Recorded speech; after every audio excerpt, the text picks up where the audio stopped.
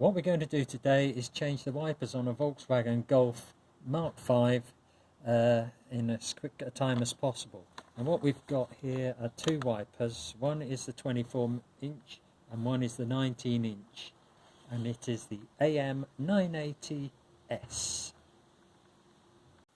The first thing we're going to do is put the keys in the ignition, turn it to on, turn it to back, and then just touch the wipers. And now we'll put them in the service position. Away, rolling.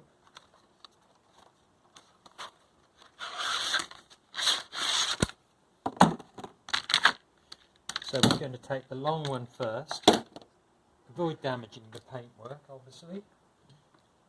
Lift this one up, slide it off its axle, take the fresh one. See the arrow pointing to the top? That's the one that goes to the top of the windscreen.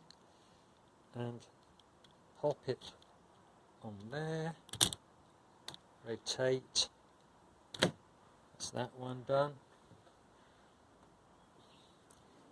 Slide the old wiper off.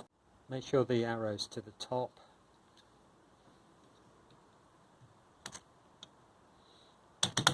Pop that on there. Job done.